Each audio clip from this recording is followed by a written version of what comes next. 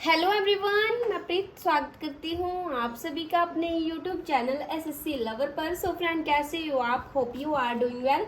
आपकी स्टडी, आपकी हेल्थ, आपकी लाइफ, आपकी प्रिपरेशन, एवरीथिंग बहुत बिंदास चल रहा होगा। फ्रेंड्स, कल हमने स्टार्ट की थी लूट्स एंड सीरीज, जिसमें हमने कल किया था इतिहास का परिचय। मैं उम्मीद करती हूँ कि आपको वो समझ में आया होगा भी, और मैंने सबको बताया था कि मुझे बताना है आपको समझ आ रहा है या फिर नहीं। ठीक है, तो आज हम न्यू चैप्टर स्टार्ट करेंगे सिद्धू घाटी सभ्यता। ठीक है, क्या स्टार्ट करेंगे? आज हम करेंगे सिद्धू घाटी सभ्यता, जो कि आपके बहुत ही इम्पोर्टेंट टॉपिक हो जाता है आपके एग्जाम के लिए। इसको आपको बहुत ही अच्छे से करना है। मैं आपको अपने हैंड रिटन नोट्स में से आपको करवा रही हूँ, जैसे कि आप सभी जानते हो। ठीक है, तो स्टार्ट कर लेते हैं अपनी आज की क्लास। फ्रेंड्स, तो आज का हम न्यू चैप्टर है जो वो स्टार्ट करेंगे सिद्धू घाटी सभ्यता। सबसे पहले आपको पता होना चाहिए कि सिद्धू घाटी सभ्यता का जो टाइम पीरियड था वो क्या रहा। सिद्धू घाटी सभ्यता का जो सर्वमान्य काल था वो रहा है 2500 से लेकर 1750 तक। हालांकि बहुत सारे इतिहासकारों ने अलग अलग अपने सुझाव दिए थे कि ये इसका टाइम पीरियड है, लेकिन जो सबसे इम्पोर्टेंट हो जाता है, जो सर्वमान्य काल था वो था 2500 से 1750। ठीक है, पहला क्वेश्चन बनता है कि सिद्धू घाटी सभ्यता के प्रथम अवशेष कहाँ से मिले थे। तो सिद्धू घाटी सभ्यता के जो प्रथम अवशेष मिले थे वो हड़प्पा नगर से मिले थे। ठीक है, कहाँ से मिले थे? हड़प्पा नगर से प्रथम अवशेष मिले थे सिद्धू घाटी सभ्यता के। और सबसे ज्यादा नगर कहाँ मिले थे? जो सिद्धू घाटी सभ्यता थी उसमें सबसे ज्यादा नगर कहाँ पाए गए थे? सिद्धू नदी के किनारे सबसे ज्यादा नगर थे जो पाए गए थे।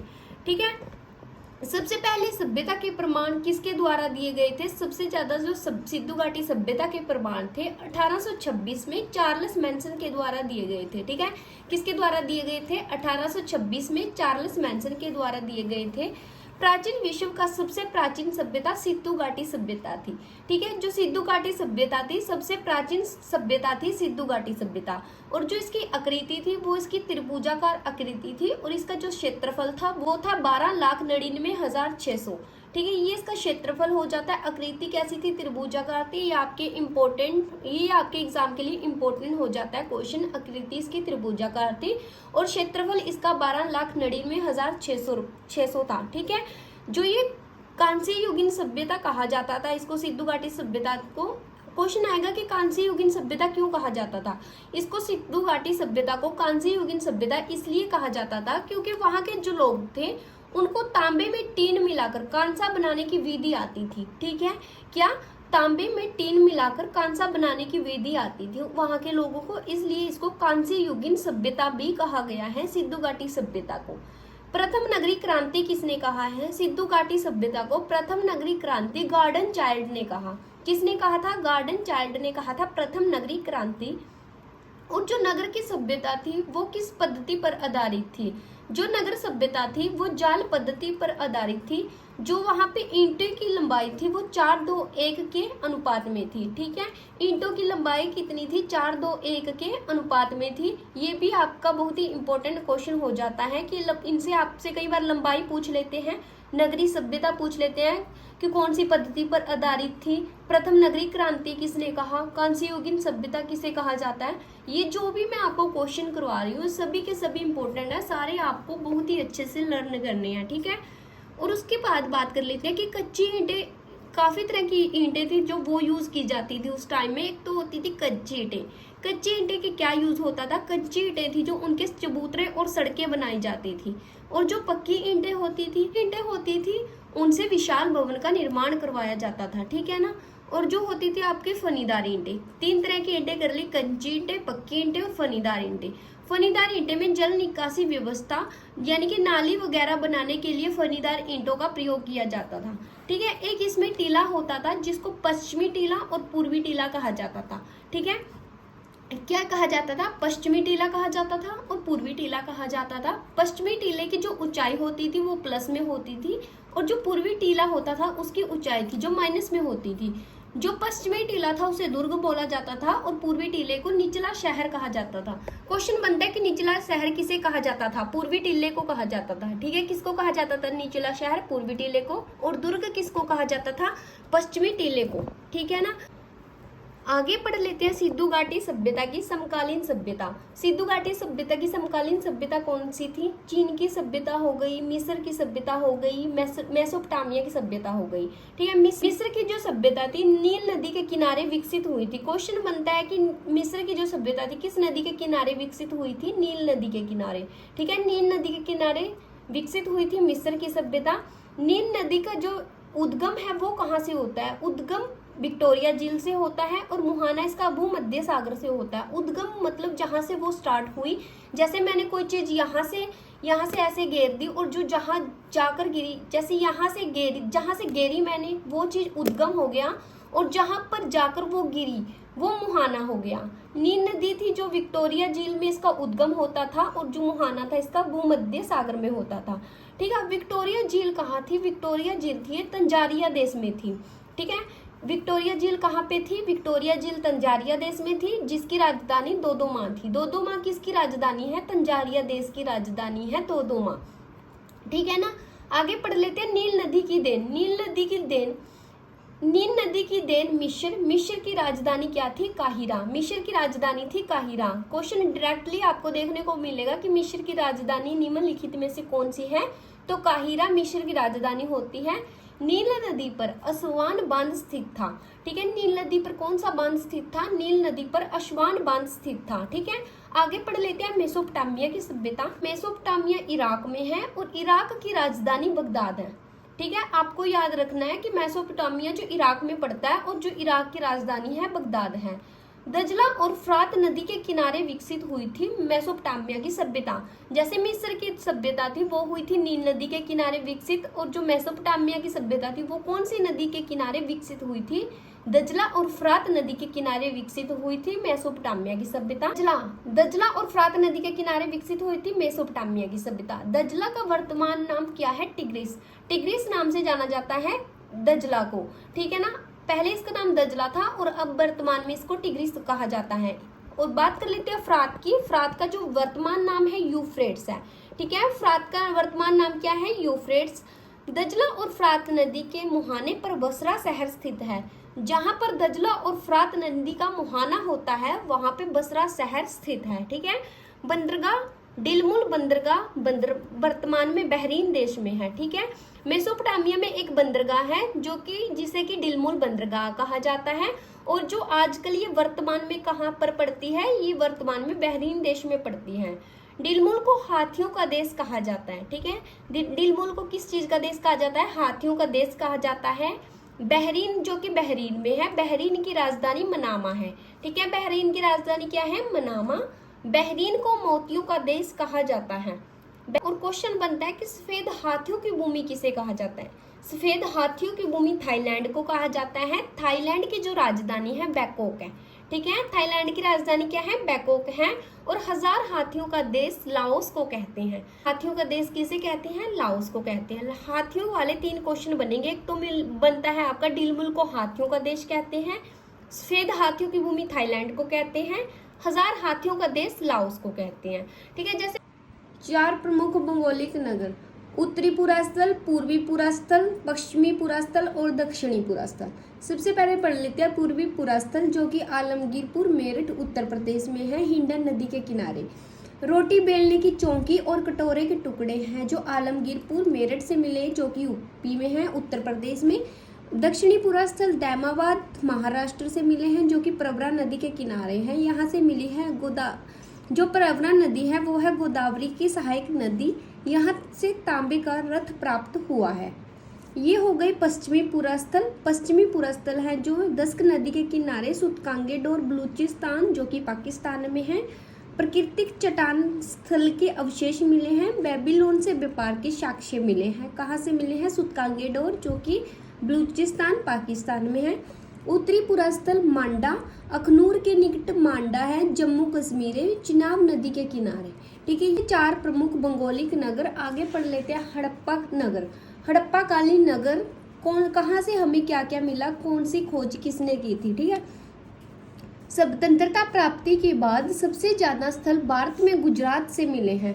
क्वेश्चन बनता है कि सबसे ज्यादा जो स्थल है भारत में कहाँ से मिले हैं, गुजरात से मिले हैं। की खोज किसने की थी? हड़प्पा की खोज दयाराम साहनी और माधव स्वरूप वत्स ने 1921 में की थी। ठीक है, हड़प्पा की खोज किसने की थी? दयाराम साहनी प्लस माधव स्वरूप वत्स ने 1921 में की थी। रावी नदी के बाएं तट पर मोटा गोमरी जिला पाकिस्तान में की थी। ठीक है, पूछा जाएगा कि हड़प्पा की खोज कहाँ पे की गई थी? मोटा गोमरी जिला पाकिस्तान में, रावी नदी के बाएं तट पर दयाराम साहनी और माधव स्वरूप वत्स ने 1921 में की थी। जो हड़प्पा है दूसरा बड़ा स्थल है जो कि खोजा गया है। ठीक है, यहाँ से हमें क्या मिले हैं? यहाँ से मिले हैं श्रमिक आवास, R37 कब्रिस्तान, मछुआरे का चित्र, संघ का बैल, कांस्य दर्पण, स्त्री के गर्भ से निकलता पेड़, विशाल अन्न भंडार, कांसे की बैलगाड़ी, स्वास्तिक चिन्ह। ये सारे के सारे आपको याद कर लेने हैं। ये होते हैं जो कि हड़प्पा से ढूंढे गए हैं। हड़प्पा से ये चीजें हैं जो मिली हैं। ठीक है, आगे बात कर लेते हैं मोहनजोदड़ो की। मोहनजोदड़ो की खोज राखलदास बनर्जी ने 1922 में की थी। ठीक है, राखलदास बनर्जी ने की थी 1922 में मोहनजोदड़ो की।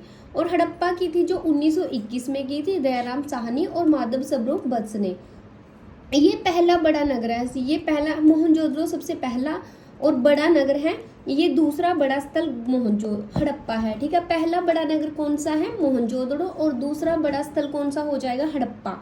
सिंधु नदी के किनारे इसकी खोज थी जो राखलदास बनर्जी ने 1922 में सिंधु नदी के किनारे की थी। ठीक है, कहाँ पे की थी? सिंधु नदी के किनारे की थी मोहनजोदड़ो की खोज। हड़प्पा की खोज रावी नदी के बाएं तट पर की थी। ठीक है, ननकाना जिला पाकिस्तान में है। जो कहाँ पे की थी? सिंधु नदी के किनारे, ननकाना जिला पाकिस्तान में। मोहनजोदड़ो का अर्थ होता है मृतकों का टीला।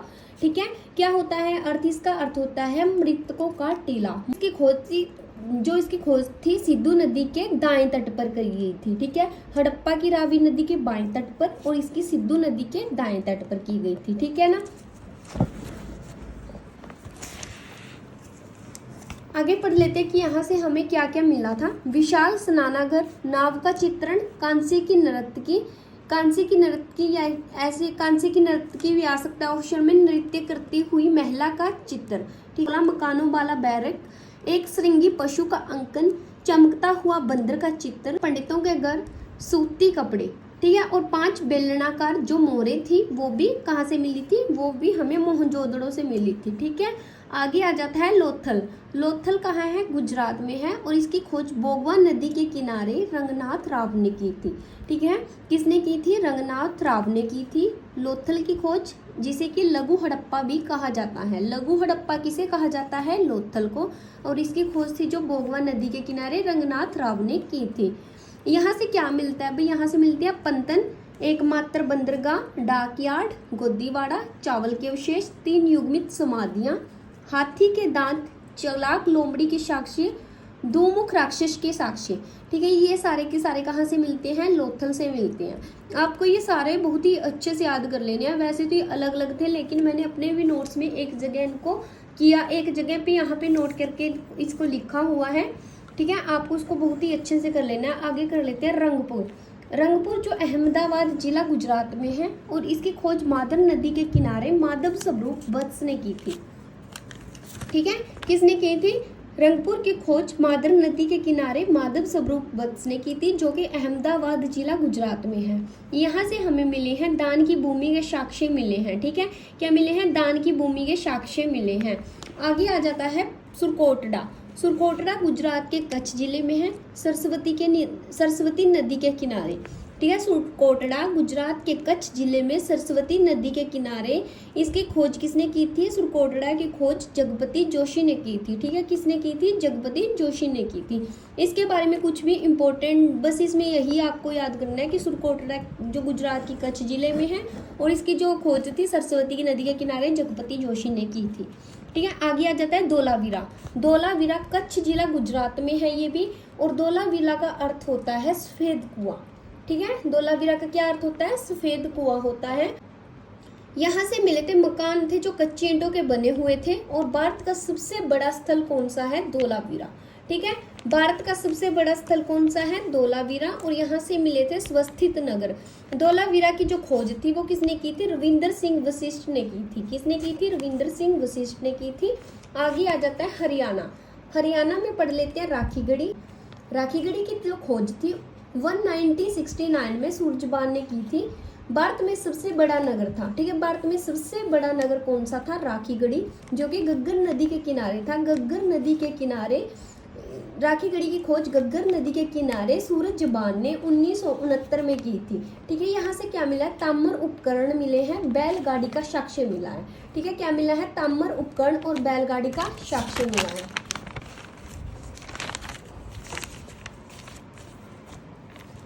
आगे आ जाता है बनवाली। दूसरा हो जाता है बनवाली। बनवाली की खोज 1973-74 में रविंद्र सिंह वशिष्ठ ने की थी, सरस्वती नदी के किनारे। यहाँ से मिट्टी का हल और जौ के हैं जो साक्ष्य मिले हैं, ठीक है। क्या मिला है? मिट्टी का हल और जौ। तीसरा हो जाता है भगवानपुर। भगवानपुर का ऐसा कुछ भी नहीं बताया गया, कुछ इंपॉर्टेंट नहीं है कि किसने खोज की थी, कहाँ की थी। इसमें ओनली आपको ये याद कर लेना है कि 13 कमरों वाला मकान था जो वो भगवानपुर से मिला था, ठीक है। चौथा हो जाता है रोपड़। रोपड़ रूपनगर पंजाब में है और इसकी जो खोज थी 1950 में ब्रजवासी लाला प्लस याजदत्त शर्मा ने की थी, ठीक है। किसने की थी? रोपड़ को जो रोपड़ रूपनगर पंजाब में है, इसकी जो खोज थी 1950 में ब्रजवासी लाल प्लस यजदत्त शर्मा ने की थी, ठीक है।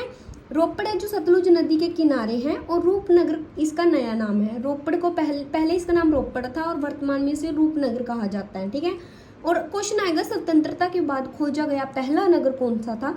तो आंसर हो जाएगा आपका रोपड़, ठीक है। स्वतंत्रता के बाद खोजा गया पहला नगर कौन सा है? रोपड़। रोपड़ से क्या मिले थे? रोपड़ से मिले थे तांबे की कुल्हाड़ी, मानव के साथ कुत्ते को दफनाने का चित्र, ठीक है। मानव के साथ कुत्ते को भी दफनाया जाता था, इस तरह के चित्र था जो रोपड़ से मिला था। पांचवा आ जाता है कालीबंगा।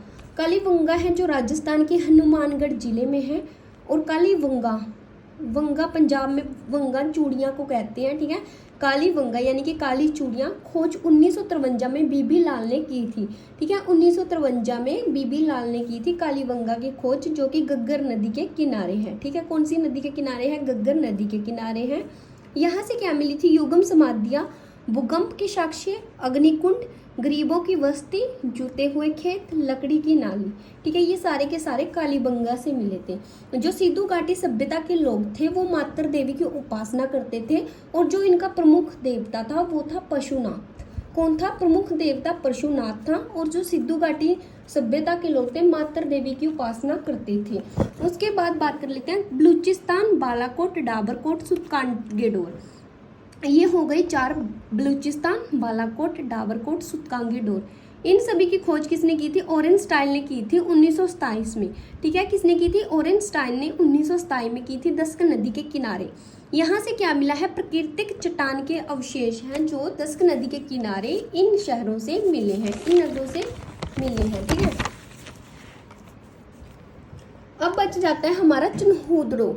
चनहूदड़ो तो जो सिंधु नदी के किनारे था, चनहूदड़ो की खोज सिंधु नदी के किनारे 1934 में गोपाल मजमूदार मैके ने की थी, ठीक है। चनहूदड़ो की खोज 1934 में गोपाल मजमूदार मैके ने की थी सिंधु नदी के किनारे। यहाँ से मिले हैं मन के बनाने का कारखाना, काजल, पाउडर, कंगा, लिपस्टिक, बिल्ली का पीछा करता हुआ कुत्ते का साक्ष्य। सिंधु घाटी सभ्यता की आर्थिक राजधानी चनहूदड़ो थी, ठीक है। क्वेश्चन ये बहुत ही इंपॉर्टेंट हो जाता है कि सिंधु घाटी सभ्यता की जो आर्थिक राजधानी थी वो क्या थी? सिंधु घाटी सभ्यता की जो आर्थिक राजधानी थी वो चनहूदड़ो थी, ठीक है। उसके अलावा वही कुछ ऐसे इंपॉर्टेंट पॉइंट थे जो इसमें नहीं थे, वो मैं आपको बुक से करवा देती हूँ, ठीक है। जो ये पिंगड़ था, एक बार यहाँ से देख लो।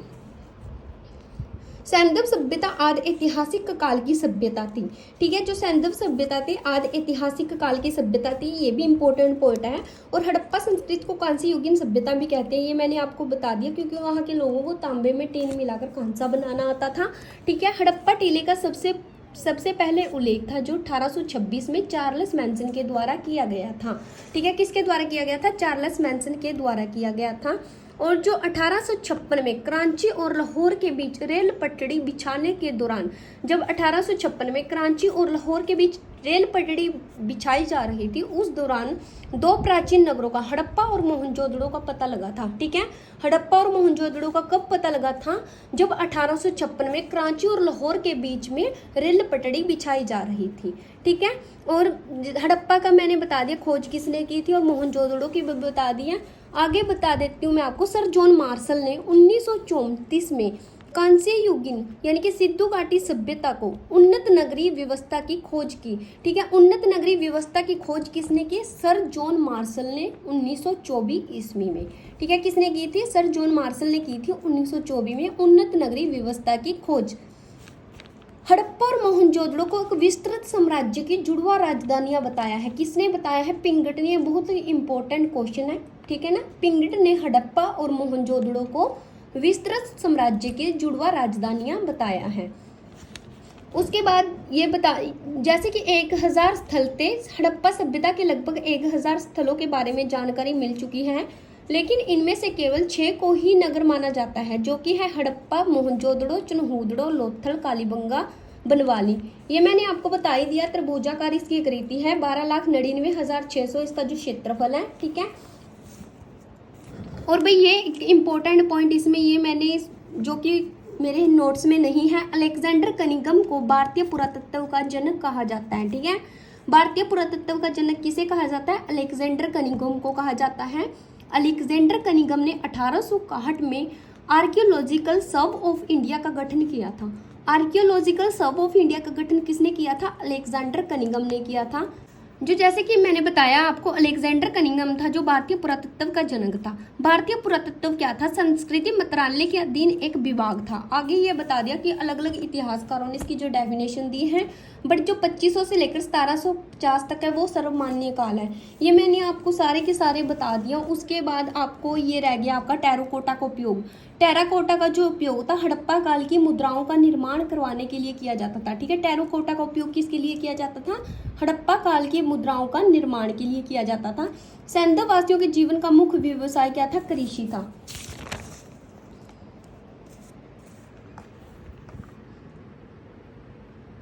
लोथल और कालीबंगा से युगम समाधियां प्राप्त हुई हैं। जो सैंधव के लोग थे वो मोहरे बनाने के लिए, ठीक है, किस चीज का यूज करते थे? वो जो सैंधव लोग थे वो मोहरे बनाने के लिए सेलखड़ी का यूज करते थे, और जो हड़प्पा के लोग थे वो मोहरे बनाने के लिए टेराकोटा का उपयोग करते थे मुद्रा बनाने के लिए। ठीक है, तो फ्रेंड्स यही था इम्पोर्टेंट टॉपिक। तो फ्रेंड्स आज की वीडियो में हम इतना ही पढ़ेंगे। मैंने आपको सिंधु घाटी सभ्यता के जितने भी इम्पोर्टेंट क्वेश्चन थे सारे के सारे नोट करवा दिए हैं। अगर आपको मेरी वीडियो अच्छी लगी हो, मेरी वीडियो समझ में आई हो, मेरे एफर्ट अच्छे लगे हो, तो वीडियो को ज़्यादा से ज़्यादा आपको शेयर करना है, और वीडियो को लाइक भी कर दिया करो भाई। चैनल पर फर्स्ट टाइम विजिट करा है तो चैनल को प्लीज़ सब्सक्राइब कर लेना।